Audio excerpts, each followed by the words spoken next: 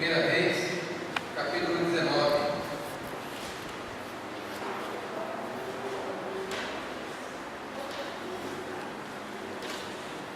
A gente vai começando a falar aqui do nosso profeta Elias.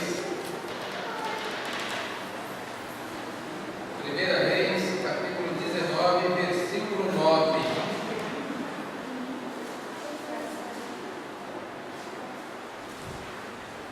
Amém? Amém. Glória a Deus. Glória a Deus. Mas depois vamos para as ofertas ali, mas eu vou repetir esse versículo novamente depois, então elas não vão perder nada. Diz a palavra do Senhor no versículo 9: Ali entrou uma caverna, onde passou a noite, e eis que lhe veio a palavra do Senhor e lhe disse: Que fazes aqui, Elias? Ele respondeu: Tenho sido zeloso pelo Senhor, Deus dos exércitos, porque os filhos de Israel deixaram a tua aliança, derribaram os teus altares e mataram os teus profetas à espada, e eu fiquei só e procuro tirar-me a vida. Amém? Amém. E nessa noite, nosso Deus, mais poderoso, nossa palavra na boca do sincero, porque se o teu Espírito Santo não falar, Senhor, de nada vai saber do dedo do homem, se aproveita, Pai, porque quando a gente busca algo do céu, somente de ti, Senhor, pode vir. Então, Pai, que a tua presença, a tua glória, Pai, se manifeste, Pai, e que aquele, Pai, que dá de alguma forma vem buscar, Senhor, que ele saia daqui, Senhor, com a certeza de que Deus falou com ele. Em Amém. nome de Jesus. Amém. Vou ler assim para a igreja. Irmãos, aqui vocês veem aqui Deus falando com Moisés, e Deus pergunta para ele por que ele está intocado numa caverna, por que ele está ali escondido. O que fazes aí, Elias? E ali Elias fala para ele: Senhor, os profetas foram mortos, derribaram os teus altares e procuram tirar a minha vida. Isso aqui, irmãos, está claro que é uma sensação de medo. É uma sensação aonde ele se escondeu com medo de ser morto. E Deus colocou no meu coração de ontem para hoje exatamente isso. Um medo. Um medo, irmãos, nós vivemos no nosso dia a dia, nós vivemos em todas as circunstâncias. E o medo pode ser uma coisa boa, como também pode ser uma coisa ruim.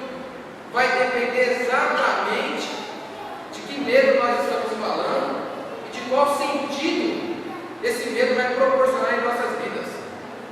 Isso porque, simplesmente para separar duas coisas, para se compreender.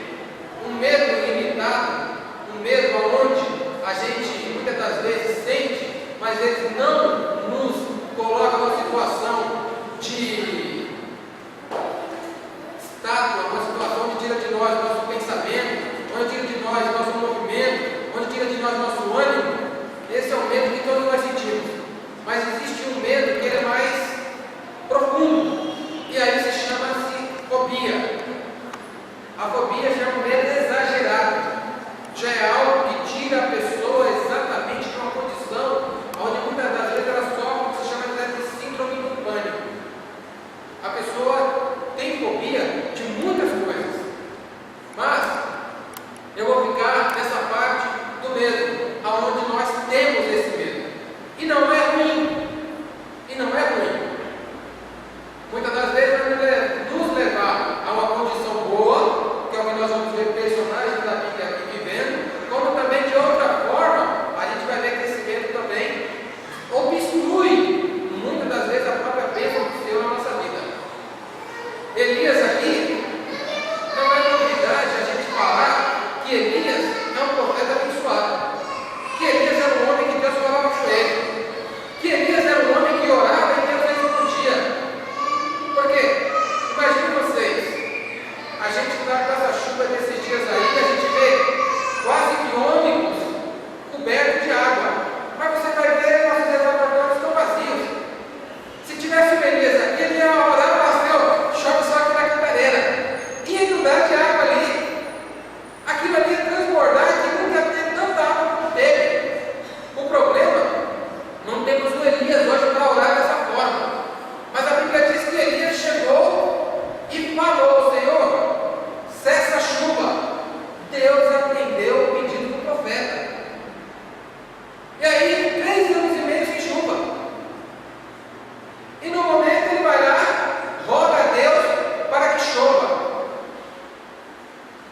depois disso, os eventos de Elias, eles são vários. A gente vê que ele atende a uma viúva, aonde ela ia morrer com um filho, de fome, e a presença de Deus ali abençoa, a presença de Deus traz vida, a presença de Deus anula a morte. Aquela viúva e o filho receberam vida quando receberam o profeta de Deus e creram nele. Após isso, a gente vê Elias em um embate com uma mulher, onde essa mulher adorava o próprio Satanás, onde essa mulher era adoradora do demônio, e casada com quem? Entre aspas, com um homem que era e deveria levar o nome de Deus, mas ele sucumbindo a essa mulher, ele tira aquilo que ele deveria glorificar, exaltar, e ele passa a adorar demônios junto com a mulher, mesmo sabendo que isso ia trazer consequências. E essa mulher, o nome dela, todo mundo sabe que é Jezabel, ela começa uma peleja contra Elias, a ponto de ela mandar matar os profetas do Senhor. E aí, meus irmãos, eu fico vendo essa história. É interessante a gente ver que um homem tão poderoso, no sentido de levar a palavra de Deus, levar o milagre de Deus, levar a presença de Deus, ele vem e se esconde na caverna. Ele vem e se coloca ali assustado. Mas isso, irmãos, também tem uma conotação diferente até para os dias de hoje. A gente está falando de um profeta que muitos falaram assim: qual personagem que você quer ser? Qual que você quer ser? Qual? E uns falam vários, inclusive Elias. Eu, particularmente, eu falo que eu queria ser Eliseu, porque Eliseu só tem na passagem dele aqui milagres, não vem nenhum sofrimento de Eliseu. Então, eu falei o dobro de milagres de Elias e não sofreria, porque Davi teve o seu problema, José teve o seu sofrimento, todos vencedores, todos homens levantados por Deus, mas, de alguma forma, houve sim uma luta e uma opressão, mas a fidelidade a Deus faz com que a gente tenha a vitória, porque o Senhor é a nossa refúgio, a nossa fortaleza. E aqui, o Senhor colocou: olha, Elias diz para o Senhor que estava temendo por sua vida, e ele se coloca dentro de uma caverna e não sai. Aí eu fiquei imaginando: poxa, quantos cristãos estão com depressão numa cama e não se levanta? Quantos cristãos estão dentro de um quarto e diz que não consegue sair, que não consegue levantar, que não tem ânimo, às vezes para procurar um emprego, que não tem ânimo para trabalhar, que não tem ânimo para nada na vida? E eu fico pensando: meu Deus, não está diferente muitas das vezes da condição de hoje. Agora, se essa pessoa de hoje, esse cristão, que acha que tem, porque o médico também diz, você está depressivo, você está no fundo do poço. Se ele lesse a Bíblia também, ele veria que existe um Deus que levanta, existe um Deus que tira essa pessoa do fundo do poço, existe um Deus que dá uma saída, que dá força e ânimo. Mas percebem que muitos cristãos hoje se colocam nessa situação exatamente por quê? Porque Elias aqui parece que ele está frustrado, parece que ele está desanimado, porque todos os milagres e prodígios que ele fez, parece que o povo não respondeu. E não respondendo, como o profeta lhe disse que ele estava só. E nessa frustração é onde muitos dos cristãos também se colocam hoje no quadro escuro.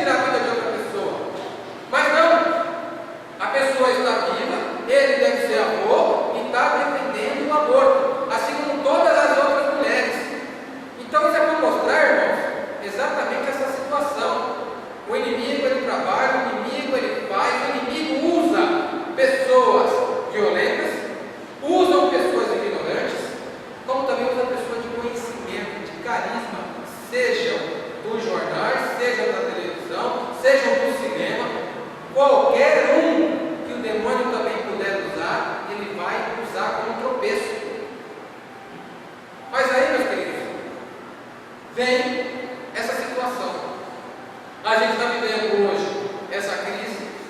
Essa crise nos leva hoje a ter um receio, a ter um medo, porque hoje, quantas pessoas não estão inquietas com essa crise que está passando por causa do emprego? Porque meu vizinho ficou desempregado, porque a moça do lado da minha mesa está desempregada, ela foi mandada embora. E isso traz ao nosso coração o quê? Um pesar. Isso traz ao nosso coração um incômodo, uma angústia. Por quê? Porque quem paga aluguel, quem não paga aluguel paga água, paga luz, paga IPTU. Talvez pague uma faculdade para o filho, talvez pague a própria faculdade, talvez tenha algum financiamento. E isso nos traz uma opressão, porque a gente sabe que uma parcela que paga hoje, a gente está preocupado já com a parcela do mês que vem. Porque quando você está trabalhando, uma coisa, quando você não está trabalhando, vai sair dinheiro da onde? E isso, meus irmãos, traz em nós exatamente um desconforto. Por quê? Porque é o que nós vivemos hoje. De certa forma, em comparação com esse tempo, que aqui no tempo de Elias, não tinha tantos, ou talvez essa variação de problemas. Porque hoje no Brasil, qual é a nossa dificuldade hoje no Brasil? A nossa dificuldade no Brasil hoje é o luxo. O nosso problema hoje é o luxo. O pastor falou aqui exatamente o quê? Cuidado com os seus filhos comem. Se você for na feira e comprar verdurinha, tudo bonitinho, deu trabalho de cozer, de fazer, você acha que seu filho vai ficar doente? Não. Mas nós estamos no tempo da modernidade, aonde a latinha, aonde o enlatado, aonde aquela comida que já vem pronta, toma o lugar da comida saudável. Que hoje, para o meu filho, não vai fazer mal nenhum. Não vai fazer mal nenhum. Só que uma coisa eu sei. Meu pai tem 64 anos. Já perdeu um olho, tem os seus problemas agora que estão aparecendo, mas quando chegar na idade dele, você não vai estar que nem ele não. Com certeza vai estar de uma forma muito mais debilitada. Por quê? Porque essa é a tendência. Essa é a nossa tendência. Nós colocamos as nossas vidas de uma forma aonde nós conduzimos, e essa condução futuramente vai trazer um problema. E o problema é o quê? É que muitas vezes, e por outros e vários motivos, nós tiramos o foco do centro, saímos dele e procuramos com a nossa sabedoria e inteligência ganhar tempo agora e perder tempo mais tarde. Então, meus queridos, isso por quê? Porque até nisso o medo está aí. Até nisso nós temos medo. E isso eu falo porque, vendo essa parte da Bíblia, me traz aqui no coração o seguinte: Elias teve medo, assim como outros tiveram medo. Mas eu vejo a mão do Senhor, eu vejo a mão de Deus levantando essas pessoas, trazendo essas pessoas que estão com a cabeça baixa, desanimadas e falando: vem. A palavra não temas, como o presbítero já falou nas pregações dele várias vezes, tem 365 vezes essa palavra colocada na Bíblia. Esse ano bissexto vai faltar uma, né, presbítero? Mas porque não é na época da Escritura, não tinha esse ano bissexto. Não tinha esse ano bissexto. Então, essa foi uma criação do homem agora, a perfeição de Deus se mostra. Mas não temas, não temas, não temas, seja qual for o teu problema, seja qual for a tua angústia. Agora, a gente vê um homem poderoso como Elias, numa caverna, ali, inconsolável, com medo. Precisa da mão de Deus. E isso é bom para a gente compreender o seguinte: que mesmo se tratando de Elias, sem a presença e a força de Deus, é só o Elias. É só o Elias. Sabe por quê? Porque quando Deus dá a mão e ele pega, aí não é Elias, aí é o profeta do Senhor. É essa a diferença. Você tem um nome para ser conhecido, mas só pelo seu nome não é nada. Mas quando aquela Elias passava, Eliseu passava, a pessoa falava: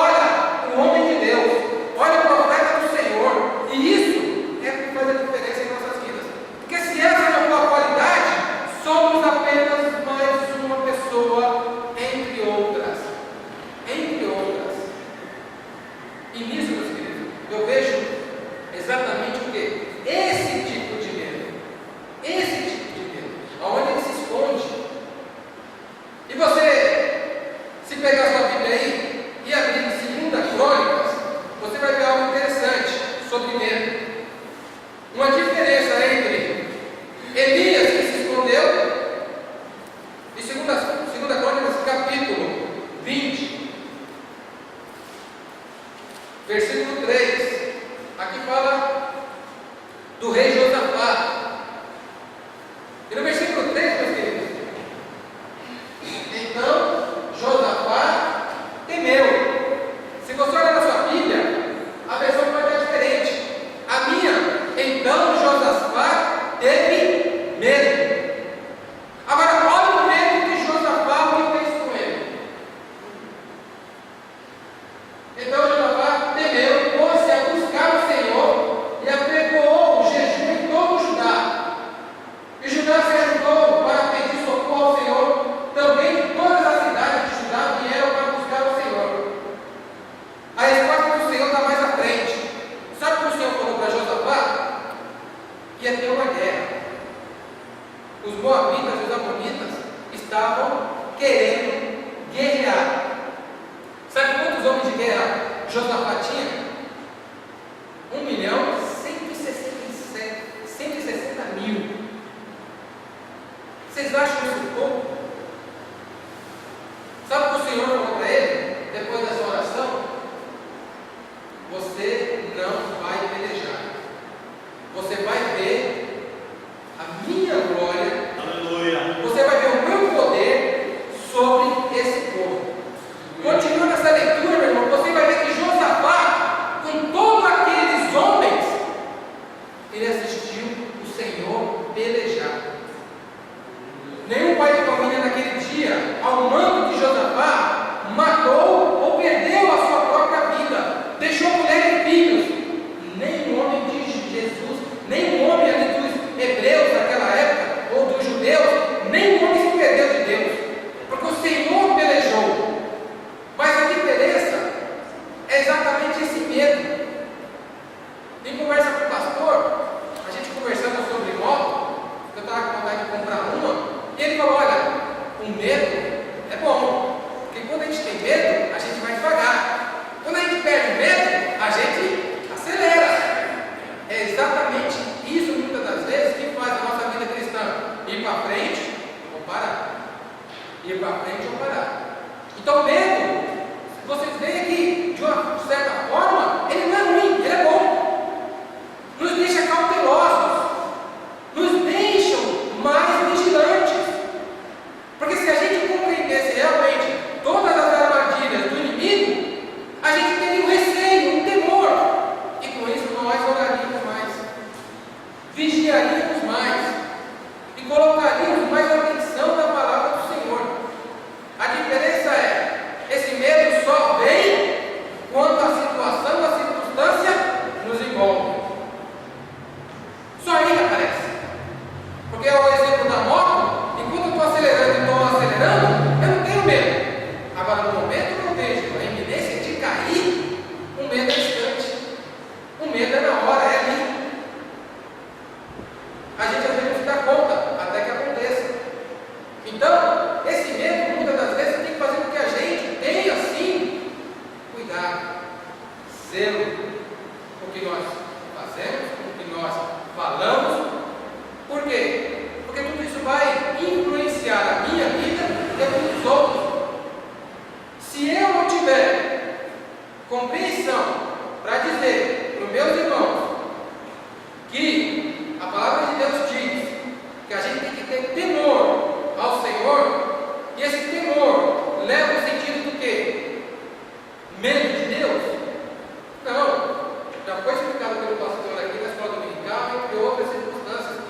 É a forma que a gente tem de evitar de desagradar o nosso Deus. A gente tem sim que ter o temor do quê? De não fazer a vontade de Deus. Porque se a gente não faz a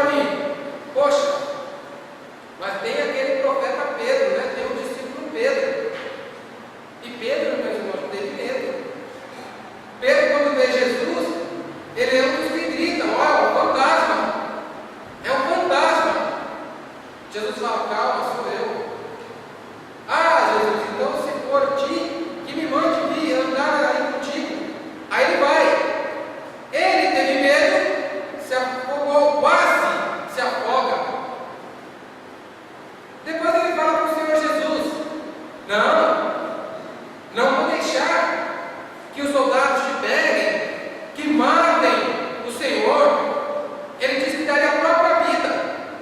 E quando ele vê Jesus naquela circunstância, olha, você não é aquele que estava com Jesus? Você não é aquele que estava com Galileu?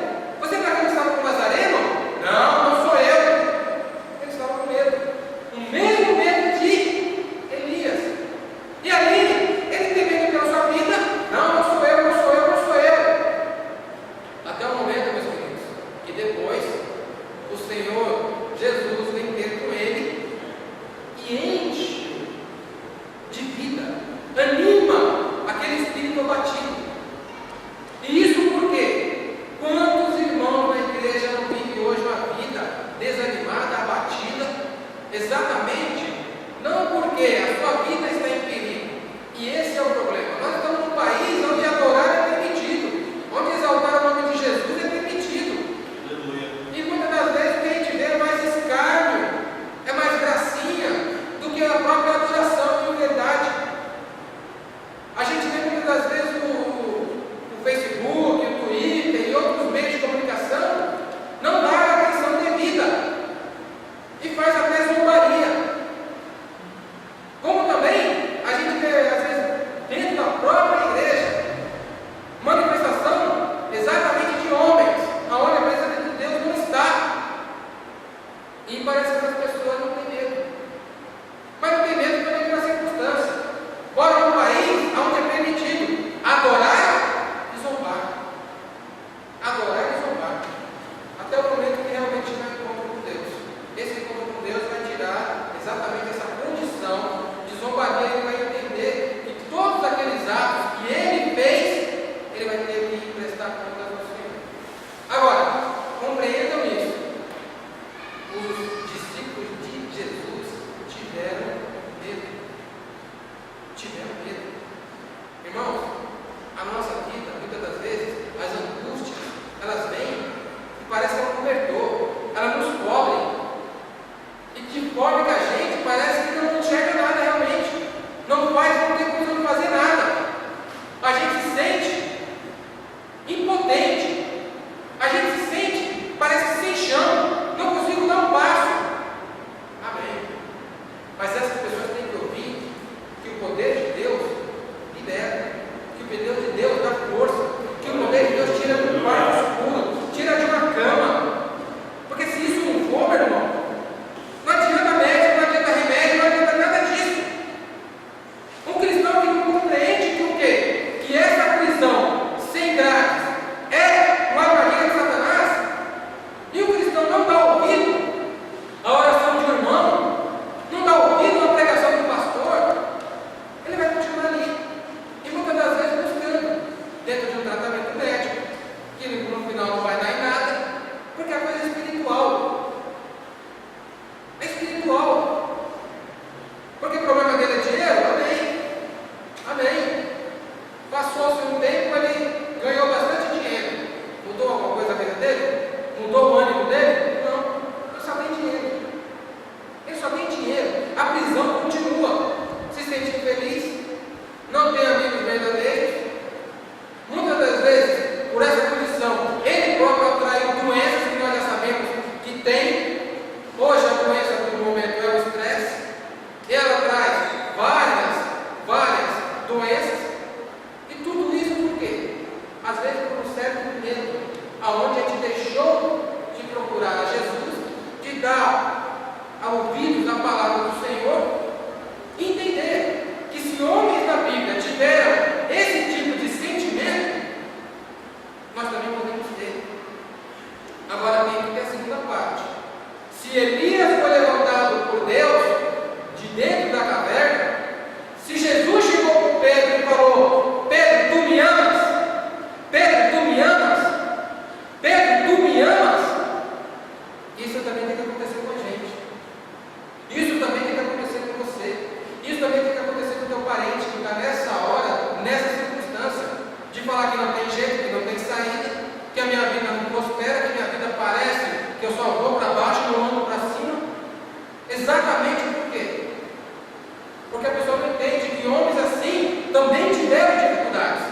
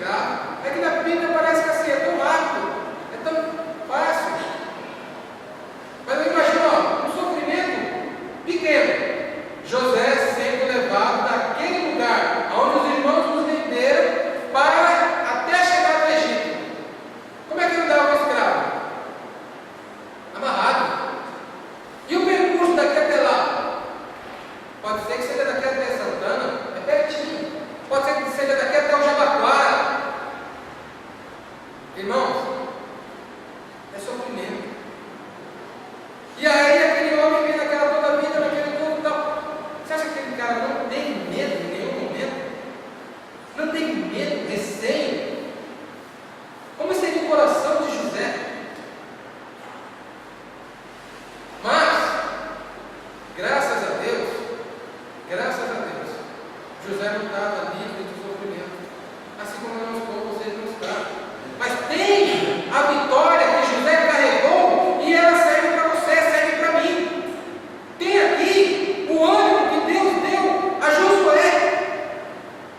A palavra diz que Deus chegou para Josué e falou: olha, Moisés já está guardado, Moisés já cumpriu o seu papel, agora eu te levanto, eu te dou forças, eu te sustento. Por que você acha que Deus falou isso? Por que você acha que Deus falou isso? Sabe por quê? Porque imagina você chegar hoje aqui e o pastor falar: presbítero, a igreja é sua. Irã, a igreja é sua. E aí, presbítero? Está para encarar isso na boa? Glória a Deus? Eu não. E muitas das vezes a gente tem o quê? O que eu faço tal coisa aí? Eu também faço. Enquanto ele está aqui, você vai fazer tudo que ele faz. Se ele falar: estou aqui no microfone, estou aqui, aí você vai falar assim: para mim não dá. E sabe por que não dá? Porque para isso tem que ter exatamente essa circunstância que Deus fez com Josué. Levanta, se põe de pé, porque eu vou te dar forças, eu vou te sustentar. E isso, meu irmão, se não tiver, não dá para você operar nada que venha de Deus. Porque tudo, primeiro, só existe pelo poder, pela mão de Deus. E segundo, toda a condução da palavra, da Bíblia, toda a condução da igreja, toda a salvação vem de Deus. Nós só somos o quê? Instrumentos, trabalhadores que servimos a esse Deus. Verdade. Temos que entender essa circunstância. Eu teria muito medo se o pastor falasse para mim: ó, agora é com você, se vira. Eu ia me colocar no chão, ia chorar muito, eu não ia cessar de dizer: Senhor, eu não posso, eu não consigo, eu não tenho condição. Ai, mas você é acostumado a falar em público. Você no seu serviço, isso você tira de letra. Eu estou falando para homens. Quando chega aqui, eu vou falar de Deus. Só que eu não vou falar para vocês tão somente. Sabe por quê? Porque tem anjos ouvindo o que essa igreja prega. Tem anjos ouvindo e glorificando. Porque o anjo não sabe o que eu vim pregar hoje. O pastor, quando vai pregar, o anjo não sabe. Então o anjo, ele glorifica o nome do Senhor aqui também. Então quando se vai fazer uma coisa para honrar e glorificar o nome do Senhor, não é só para vocês. É para a nuvem de testemunha que Paulo fala. E por isso, meus irmãos, eu, hoje na minha vida, eu tenho essa condição de quê? De medo na minha vida, receio. Eu tenho muito medo de educar meu filho de uma forma hoje, quando ele chegar a 10, 15 anos, eu ver que eu errei. Coisa que eu poderia fazer, e eu não fiz porque eu não queria chatear meu filho, sabe? Ou porque os outros se incomodam, porque o Irã é assim, porque o Irã é muito, porque o Irã tem aquele jeito enérgico. Meus queridos, meu pai era o triplo da energia que eu sou na condução comigo. Amo meu pai de paixão. Glorifico a Deus pelo meu pai. Amém. Nunca usei droga, nunca fui de beber, nunca fui de parar em delegacia. Exatamente, sabe por causa de quê? Ele sabia o filho que ele tem, mas ele não sabia as companhias com quem ele andava. E isso, meus irmãos, é exatamente. A gente sabe o filho que cria, mas a gente não sabe o filho dos outros. Porque você, meu irmão, um amigo pode levar sobre a perdição, uma menina pode levar sobre a perdição. Exatamente por quê? Meu pai falava isso, olha, tantas e tantas vezes. Amigo, aquele que puxa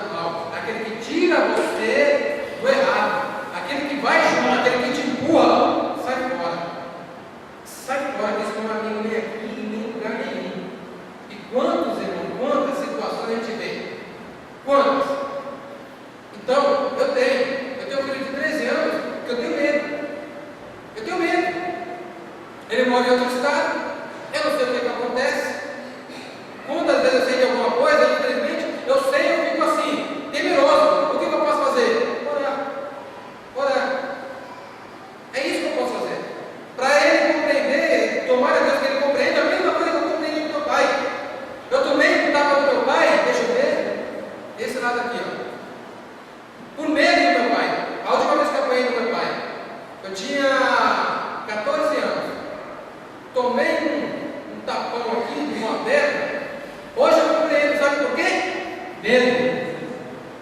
Medo de me perder no mundo. E meu pai não era evangélico. Meu pai não conhece a palavra do Senhor da forma como nós conhecemos. Mas ele conhecia o mundo. Ele conhecia as nossas amizades. E esse medo, meus irmãos, a gente tem que ter um cuidado com os nossos filhos. A gente tem que realmente procurar em Deus exatamente essa circunstância. O nosso bem mais precioso é a família. Então a gente tem que ter um medo, sim, do inimigo entrar e sapatear no nosso lar, no nosso casamento, no nosso relacionamento com nossos filhos. Porque na adolescência, eles sabem tudo. Eles sabem tudo, podem tudo. O pai parece que já não é tão esperto. O pai parece que já não sabe muita coisa. Então a gente precisa exatamente do quê? Colocar esse medo em oração. A gente trabalha, só que não sabe o que está lá fazendo. Você não sabe. Só o Senhor pode guardá-lo realmente. Mas você tem que ter sim essa chama, esse medo, esse receio. Para quê? Para que a sua oração esteja viva. Para que a sua oração seja realmente uma oração de repreensão ao mal futuro. Porque é isso, meus irmãos, que hoje eu faço com meus filhos. Eu penso e falo, Senhor, que o Senhor possa, Pai, cuidar deles. Nos momentos onde nós, que ainda que nossos olhos estejam ali do lado, a gente nem assim a gente pode cuidar. Você leva o seu filho para passear no parque, daqui a pouco ele caiu, ele levanta, está cortado, está com o dente quebrado, está com. Então você do lado dele, você não pode fazer às vezes nada, e quando você não está? Só o Senhor, só o sangue de Deus. Amém, igreja? Amém. Essa era a palavra que o Senhor tinha colocado no meu coração hoje. Que a gente procure exatamente saber a raiz de nossos medos, dos nossos medos, das nossas angústias, para colocar ela de uma forma onde o Senhor vai entrar com a providência. E o medo que eu tenho, meus irmãos, é o seguinte: um medo muito grande que eu tenho, tá? É, às vezes, onde a gente, nesse país, onde a gente acha que está fazendo muito, e às vezes a gente está fazendo o mínimo, ou às vezes nem mínimo do mínimo. E a gente acha que vir na igreja fazer isso, fazer aquilo, em comparação com outros países, em comparação com pessoas da Bíblia, se a gente for ver, nossa vida cristã, olha, é suave, é fraca, mas a gente tem que colocar